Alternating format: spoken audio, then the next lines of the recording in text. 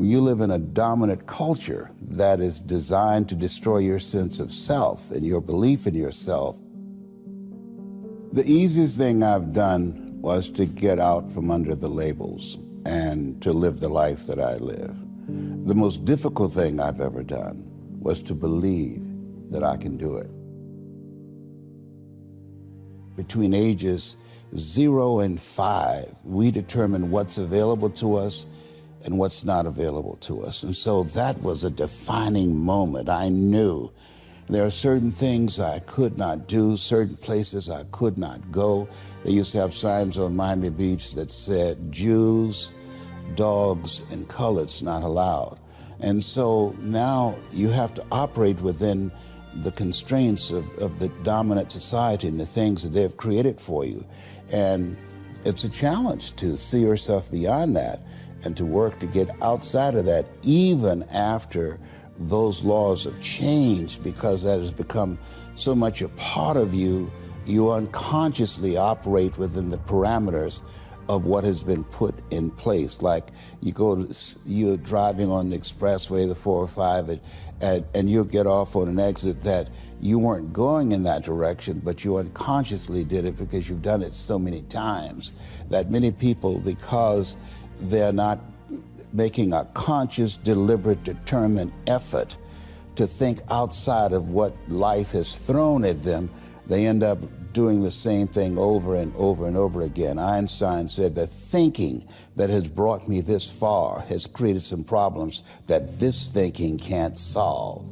And so through relationships, through reading, through studies, through goals and dreams beyond your comfort zone, it allows you to begin to live out of your imagination as opposed to out of your history. Disney said, the imagination is a preview of what's to come.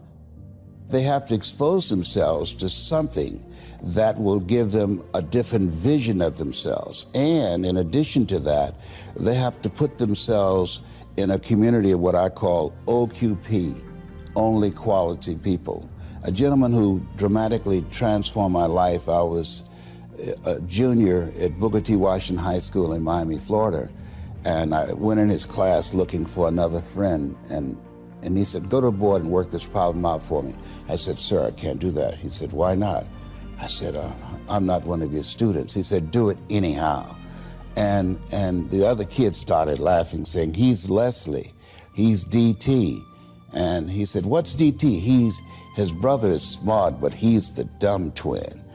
And I said, I am, sir. And he came from behind his desk and he pointed at me. He said, don't you ever say that again. Someone's opinion of you does not have to become your reality. And he taught me 3 things. He said, if you want to become successful in life, young man, he said, number 1, you got to change your mindset. He said, you don't get in life what you want, you get in life what you are. Number 2, practice OQP, only quality people. You earn within $2,000 to $3,000 of your closest friends. I found that out. I left all my broke friends. I said, y'all gotta go. Because I used to be so broke, I'd pass the bank and trip the alarm, you know? And the 3rd thing he said, develop your communication skills, because once you open your mouth, you tell the world who you are. He said, those are 3 major things that you want to work on that will liberate you from living in Liberty City, living in poverty in Overtown. It will help to escape out of where you are right now, because I see you watching me and I know you want more. I can see the hunger in your eyes. You get hungry by finding something that's you. I believe that all of us are born unique, but most of us die copies. You got to find out what is it that turns you on, what resonates with you. One of the things that I realized and what allowed me to become successful as a speaker, the speaking industry has been hijacked by people who speak to sell, and it's okay to do that and make money. I speak to change lives because somebody spoke and changed my life. So this is my passion. This is my drive. This is something that I feel in my heart. And so the key to that hunger-driven life is a heart-centered life. I didn't do what I'm doing for years because of my programming, because of the culture in which I was raised in. I would see other people with degrees and PhDs and MBAs and credentials I don't have, and I convinced myself I couldn't do it. But Mr. Washington, on that day, we became friends, and he taught me not only someone's opinion of you does not have to determine your reality. He said that you have to work on yourself, and you have to have an unstoppable attitude, and no excuse is acceptable, and you got to make it a priority, a non-negotiable in your life, and hold a constant vision of what it is you want to achieve. See it accomplished, and go all out. Find a way to win in spite of the setbacks, in spite of the disappointments, in spite of your failures. I tell people when I'm giving presentations, you will fail your way to success.